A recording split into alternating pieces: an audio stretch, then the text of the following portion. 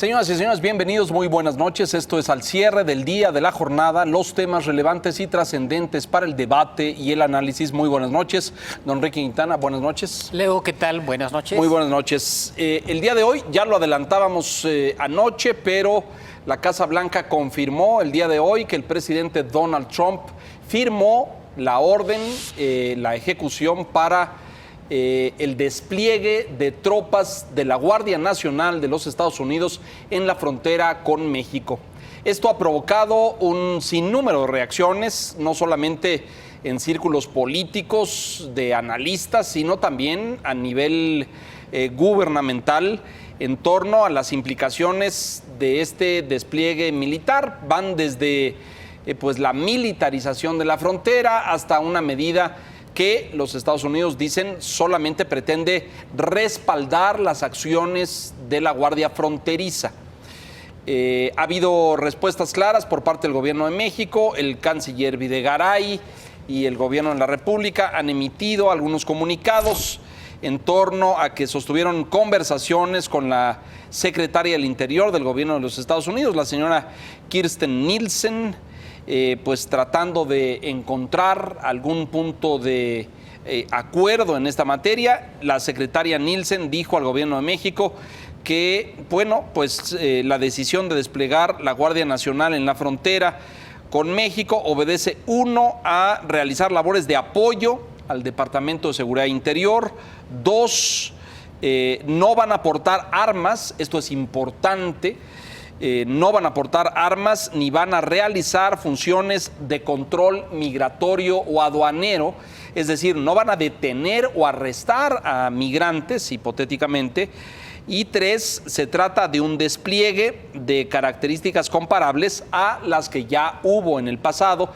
En la década pasada, el gobierno del presidente Bush lo realizó en el 2006 y también el presidente Obama en el 2010. Esto, por supuesto, ha provocado luces de alerta en el gobierno mexicano y en algunos círculos de opinión, porque se habla de una operación militar enérgica, vigorosa en la franja fronteriza. Enrique, esto, si bien tiene antecedentes, pero creo que hay que contextualizar y ofrecer medidas de comparación al auditorio, ¿no es cierto? Mira, una de los termómetros que siempre son útiles para ver el significado real de las medidas es lo que pasa en el mercado cambiario. ¿Por qué? Porque el peso y su relación con el dólar generalmente van midiendo qué tanto realmente se impactan positiva o negativamente las relaciones México-Estados Unidos. Y pasó esto el día de hoy, esta tarde, cuando se firmó esta orden ejecutiva, y no le pasó nada al dólar. No hubo movimiento alguno, ninguno. Está en los niveles más bajos de los últimos 6 meses, 18, 11. ¿Por qué razón? ¿Qué es lo que los inversionistas están viendo en esta medida?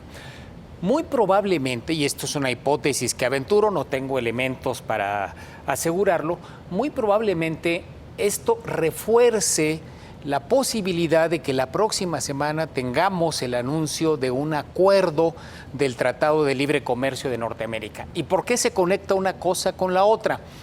Porque el señor Trump necesita justificar ante su electorado, ante las bases a las cuales les ofreció durante la campaña y en los primeros meses de su administración, que impediría que México siguiera aprovechándose en el comercio, etcétera. Ahora va a decir, bueno, los demócratas no me aprobaron el presupuesto para la construcción del muro y hago efectiva la afirmación que hice de que mientras no se construya el muro, allí va la Guardia Nacional. Y por otro lado, acuerde con México y Canadá, pues ya llegamos al final de la negociación del Tratado de Libre Comercio. Es decir, un mecanismo de compensación de imagen para el señor Trump frente a su electorado, porque si es cierto lo que la Cancillería dice, es decir, en el sentido de que no van a aportar armas, que se trata de una medida limitada, por cierto, va a ser solamente en los estados del oeste, es decir, probablemente California, Arizona, Nevada, no se especifica, va a ser en coordinación con los gobernadores. En Estados Unidos, la Guardia Nacional o instancias militares no tienen permitido el hacer funciones policíacas, como podría ser las de la Policía Fronteriza, las de la Border Patrol. Exacto. Si todo esto es cierto, entonces realmente lo que estamos viendo es una decisión que tiene mucho show. ¿Pero qué? ¿Es más cosmética, dirías? Es más de apariencia, efectivamente, es más de imagen y que en la práctica va a significar poco. No se conocen los detalles, no tenemos el texto de la orden ejecutiva, ha trascendido algo en despachos de agencias y en medios norteamericanos, está el comunicado de la Cancillería, habrá que conocer el texto de esta orden ejecutiva para hacer una evaluación realmente de las dimensiones. Pero cuando ocurrieron estas referencias, estos antecedentes que da la Cancillería, se trató de una movilización de apenas algunos miles, 1.500, 2.000 agentes efectivos, no agentes, sino directamente militares, que son los que integran la Guardia Nacional. Exacto. Si es de esas dimensiones, pues realmente no va a impactar de manera significativa en la vida fronteriza. Coincido contigo, yo creo que aquí habría que agregar o darle el elemento al auditorio mexicano de que hay elecciones de medio término en Estados Unidos el próximo mes de noviembre, se renueva el 100% de la Cámara de Representantes y 1/3 del Senado, y esto significa que los republicanos, como los demócratas también, están en campaña por ganar electores. El presidente Trump, hay signos claros, lo dice el New York Times, lo dice el Washington Post, está preocupado por la posibilidad de perder la mayoría en ambas cámaras, en la Cámara Baja, en representantes y en el Senado. Y de ahí la razón de una medida de estas. Pero si lo que tú dices es cierto, es decir, si esto obedece más a una medida con mucha pirotecnia, con mucho show, con una medida cosmética de ponerlos ahí, pero no pueden arrestar, no portan armas, ¿qué van a hacer? Es decir, apoyar a la policía fronteriza en coordinación con las autoridades locales de los gobernadores. Pero efectivamente no está claro. No tengo yo los antecedentes, no sé si tú los tengas, de qué pasó 2006. En las operaciones estas que se realizaron. Del 6 y del 10, de Bush y de Obama. La operación Jump Start y la operación Phalanx de... Pero ahí sí arrestaron, ahí sí hubo redadas de acotar, porque mire, lo que pasa cuando cruzan migrantes al desierto de los Estados Unidos es que localizan grupos que se van migrando, hacen redadas, rodean y esperan a que llegue el Border Patrol para hacer la detención legal. Es decir, la Guardia Fronteriza no tendría las facultades para hacer ese trabajo, pero rodean, como que contienen, detienen que el contingente siga penetrando el territorio estadounidense y hacen llamados al Border Patrol, a la patrulla fronteriza, para que llegue y haga la detención. Eso sucedió en el 2006 y de forma muy semejante en el 2010. Supongo que eso va a suceder ahora, pero coincido, es decir, esto parece más una medida muy espectacular para los electores estadounidenses. Va a depender realmente, se supone que hoy mismo podrían empezar a trasladarse efectivos a la frontera, desde hoy en la noche. Entonces, ya en el muy corto plazo podremos ver la dimensión que esto tiene y en qué medida las afirmaciones que ha hecho la Cancillería se corresponden con lo que se ve en la realidad. Sin embargo, tanto el gobierno mexicano como las fuerzas políticas pues han reaccionado pues como deben reaccionar ante algo que no se sabe por entero qué va a ocurrir, y han señalado que una militarización de la frontera, si esto ocurriera, pues sería un gesto inamistoso. Pero no me acaba de cuadrar, digamos, el hecho de que hoy otra vez trasciende que el señor Trump instruyó a sus negociadores comerciales a flexibilizar su posición en la negociación del tratado. Si se va a poner muy duro en la frontera. Es como muy ambivalente, ¿no, Enrique? Es decir, todo parece indicar que el gobierno estadounidense, tú lo escribiste, lo mencionamos aquí anoche, pretende alcanzar por lo menos acuerdo en términos básicos en materia comercial, en el TLC, en el NAFTA, en términos estadounidenses, de aquí a la Cumbre de las Américas en un par de semanas. Y en contraparte pone esta cara muy hostil, parece, ¿no? Es decir, tú no militarizas la frontera con tu socio, con tu aliado estratégico y con tu vecino, ¿no? Es totalmente contradictorio.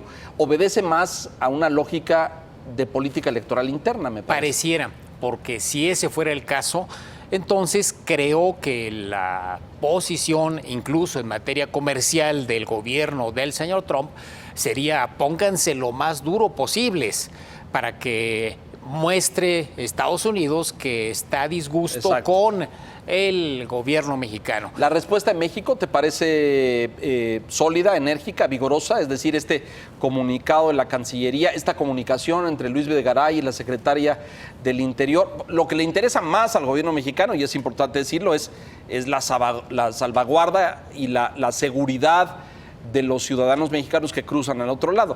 Estados Unidos está en su derecho jurídico y legal de decir si son indocumentados no entren, y viene todo el proceso de detenerlos, llevarlos a centros de detención y luego deportarlos. Pero lo que pide el gobierno mexicano es, pues no dispares, ¿no? Es decir, no utilices armas de fuego para detenerlos. Sí, mira, me parece correcto si realmente esta fue la información y hay conocemos hasta ahora. Hay una confirmación de las autoridades norteamericanas de que va a ser así. Probablemente a muchos les hubiera gustado una posición más dura, pero creo que ha sido inteligente la posición del gobierno mexicano en el sentido de no enfrentar de manera directa al señor Trump, sino probablemente lateralmente, como a través de las presiones que ha conducido a que ejerzan gobernadores, empresarios y bueno, y hasta militares, aquí lo comentamos, de cuidar la relación con México. Creo que se ha demostrado esa estrategia correcta. Vamos a ver. Tendremos que observar lo que sucede en las próximas horas para ver si el tono de la comunicación que ha expresado el gobierno mexicano es lo correcto en función de lo que veamos en la práctica. Sí, habrá que ver los resultados que se obtengan. Coincido contigo, hay muchos observadores que dicen la estrategia ha sido mucho más inteligente. El cabildeo en Washington ha sido mucho más efectivo en términos de militares, empresarios, gobernadores incluso estadounidenses que le han escrito al presidente Trump para decir el acuerdo de comercio con México es vital para nuestras economías, que confrontarse directamente en tweets o en estas acciones con el presidente Trump. La historia dirá, ¿no es cierto? Vamos a ver en el muy corto plazo. Así es. Mensajes, no se vaya, regresamos con más. Vamos a ver qué está pasando en materia electoral en México y qué está pasando en América Latina también. Volvemos.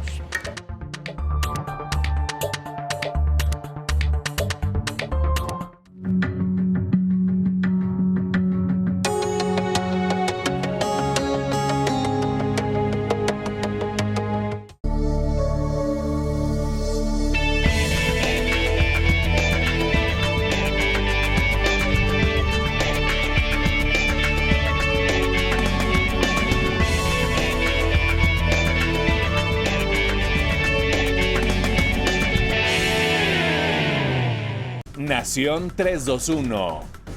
Un programa para mexicanos millennials. Contenidos para construir un mejor país. Nuevo horario, jueves, 10 de la noche. Porque reconoces lo importante, el financiero Bloomberg.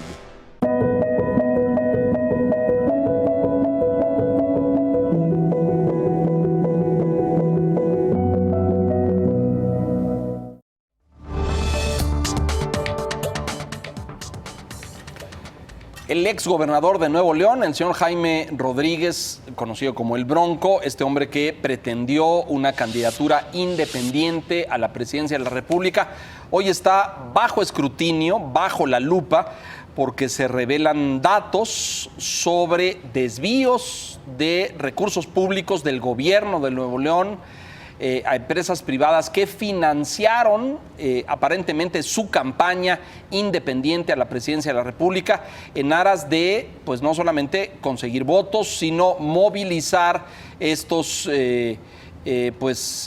personajes que registraban firmas para conseguir la candidatura en el Instituto Nacional Electoral.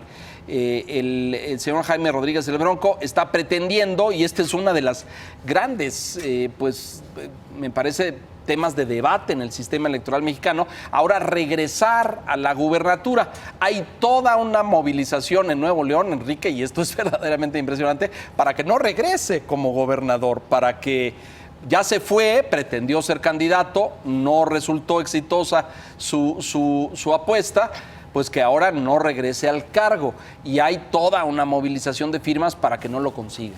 Dicen que Nuevo León quedaron muy decepcionados de que no consiguiera el registro, justo porque sabían que iba a querer que venía de regreso. Volver al puesto. Entonces, sí, exacto. Mira, hoy le dieron un palo.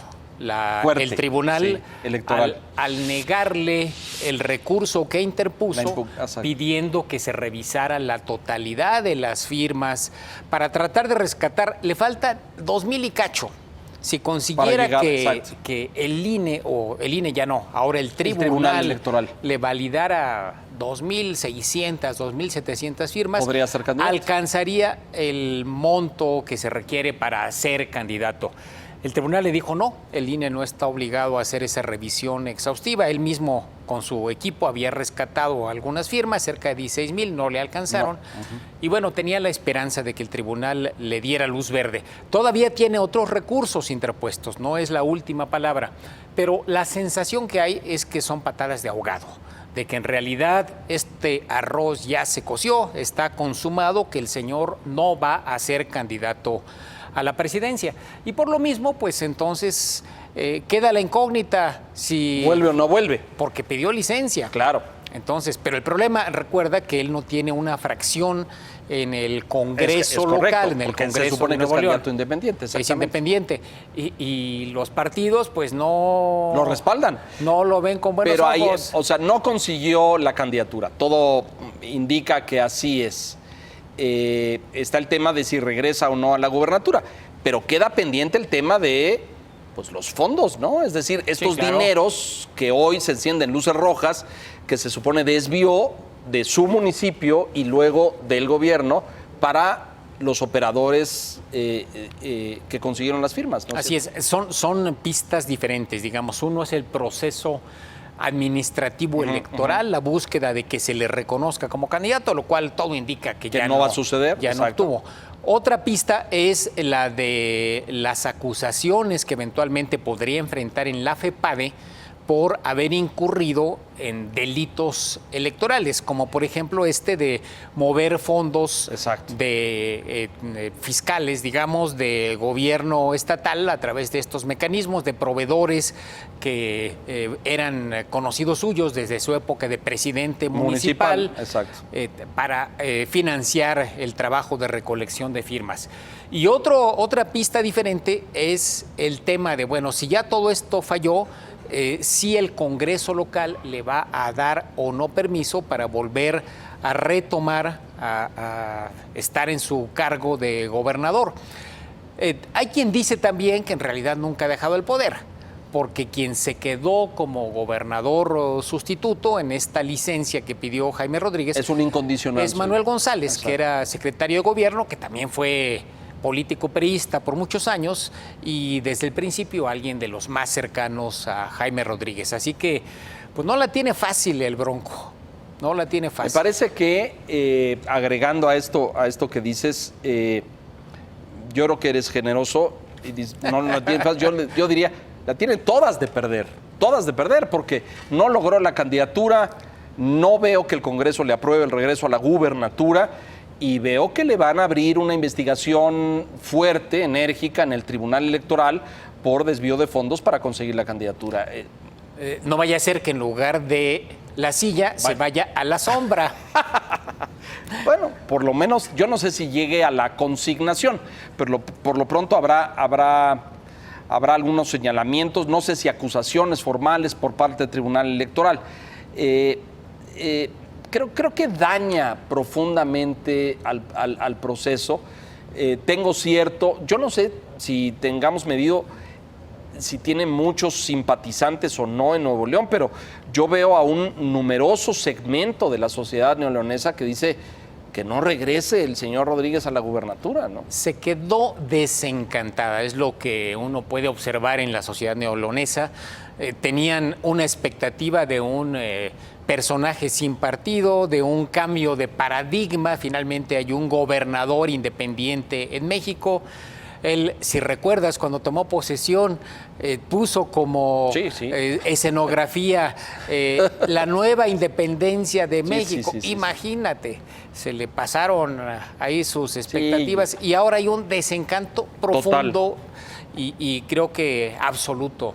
Estos personajes, me parece, ya la historia lo juzgará en su momento y a profundidad, pero estos personajes que se revistieron de esta hipotética independencia y que resultaron terriblemente fallidos después para ejercer un auténtico cambio, por lo menos en ese estado. Vamos a mensajes, regresamos enseguida con más temas, vamos a Latinoamérica y el juicio a Ignacio Lula da Silva.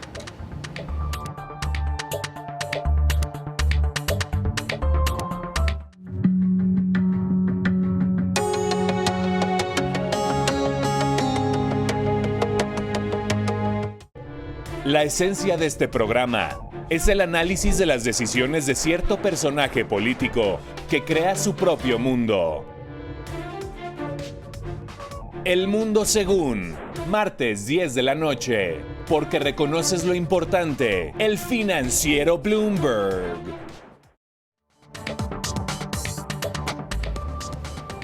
Mire, y abordamos el caso porque son de estas lecciones que nos da América Latina al mundo en general y a México en particular. El Tribunal Supremo en Brasil está por decidir en estos momentos o en las siguientes horas si Luis Ignacio Lula da Silva, este hombre que fue presidente 8 años de Brasil, un presidente carismático con un enorme apoyo popular, un hombre que logró importantes cambios en materia económica y de combate a la pobreza en Brasil, y que después de los escándalos de corrupción de su sucesora, Dilma Rousseff, y de otros miembros de su partido, sujeto a proceso, este hombre va a poder o no ser nuevamente candidato a la presidencia de Brasil. El tribunal está hoy pues decidiendo en las próximas horas si va a la cárcel el señor Luis Ignacio Lula da Silva o se le permite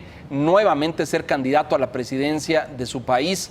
Vaya dilema, porque sigue teniendo muchos simpatizantes. Hoy hubo esto que ve usted en pantalla, es una manifestación multitudinaria en Sao Paulo, una y otra en Brasilia, pidiéndole al tribunal que el señor da Silva cumpla la sentencia. Está sentenciado, no me quiero equivocar, Enrique, pero creo que a 11 o a 10 años de prisión, no sé si a 12 incluso, que cumpla su sentencia y se vaya a la cárcel. La votación va en estos momentos, salvo que en los últimos minutos haya cambiado, 5 votos a favor de que vaya a la cárcel, 3 de que no lo haga. Todo indica que hay otros 2 jueces que van a votar a favor de Lula. Y todo va a quedar en manos de la señora Rosa Weber, que es la presidenta, que ¿no? es la presidenta del tribunal. Uh-huh. Pero de acuerdo a las expresiones que ella ha hecho previamente, todo indica que va a votar en contra. Es decir, que va a decir que Lula vaya a la cárcel. Entonces, realmente es algo que se espera que en cualquier momento, en las próximas horas, se consume, se defina. Entonces, realmente esto pues cambia el mapa político de Brasil, porque bien lo decías, el respaldo popular que todavía tiene Lula lo ha convertido en las encuestas en el candidato que en unas próximas elecciones ganaría y con una ventaja enorme. a cualquier otro político que quisiera contender por la presidencia de Brasil. Entonces, si Lula va a la cárcel, el panorama electoral de Brasil vuelve a cambiar por completo. Completamente. Pero fíjate lo interesante de esto, a pesar de lo que usted veía en pantalla hace un momento, esas manifestaciones enormes de gente en Sao Paulo, en Brasilia, protestando por el tema, no crean que son de apoyo a Lula da Silva, son gente que quiere que pague los delitos cometidos, que vaya a la cárcel.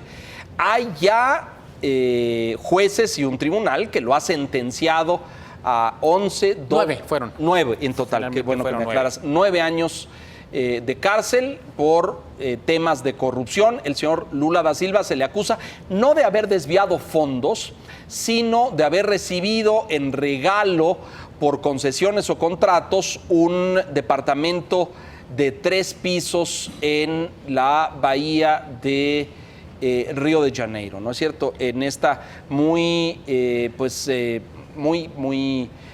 cara y muy exclusiva zona de departamentos y de condominios frente al mar, y pues lo acusaron de que se había recibido este condominio en regalo por contratos otorgados a compañías esencialmente petroleras. Pero este ha sido un debate profundo en Brasil porque divide literalmente a la ciudadanía en términos de los que apoyan a Lula y se vieron beneficiados durante su gobierno y los que lo consideran un traidor y un corrupto. Un par de precisiones. 9 fue la condena del primer juzgado y luego en segunda instancia, después de que se apeló esta condena, la segunda instancia lo condenó a 12. O sea, le aumentaron. Es decir, en lugar de bajarlo, le aumentaron 3 años. Por eso yo tenía la imprecisión de 3 años, 12, exacto. 3 años a su condena. Y lo que también leíamos, que no va a ir a la cárcel de manera inmediata, no esta noche, en caso de que haya la determinación del tribunal de que sí tiene que ir tras las rejas, pero sí en unos cuantos días, probablemente hacia el 10 o el 11 de abril. Estaríamos a escasa semana de que Lula estuviera tras las rejas. Entonces, aquí tiene las dos posibilidades. Lo más probable es que esté tras las rejas, y si no lo hace, es muy probable que ganara la presidencia de la República. Fíjate el contraste, ¿no? Es totalmente una polarización brutal en ese sentido. Y estos enfrentamientos que hoy ya se dieron, jaloneos, nada mayor, muy probablemente si la condena si hay condena para que vaya a la cárcel Lula, seguramente desde mañana veremos en las calles de Brasil protestas y, bueno, la acción de las fuerzas. Muy bien, y lo que está de fondo aquí, y es importante decirlo, es y este es un tema jurídico de fondo, ¿se le restringen o no sus derechos políticos, a pesar de que exista una condena por delitos, se le restringe sus derechos políticos para concursar por un puesto de elección popular? Y eso es lo que finalmente está de fondo. Vamos a ver qué pasa en Brasil. Será una elección importante en América Latina para esta izquierda llamada, pues esta izquierda del siglo XXI, ¿no? A lo mejor la más exitosa, la brasileña, que logró pues sacar de la pobreza extrema a millones de brasileños. En un caso muy curioso, 3 veces intentando llegar a la presidencia, 2 veces presidente de la República. No, tú ya estás pensando mal. Al señor Quintana le gustan los paralelismos, pero no haga usted comparaciones. Nos vamos, se nos termina el tiempo. Enrique, muchas gracias. Buenas noches. Y gracias a usted por la gentileza de su atención. No se despegue. A continuación, en F y por Adela, una entrevista de Adela Micha con el campeón Julio César Chávez.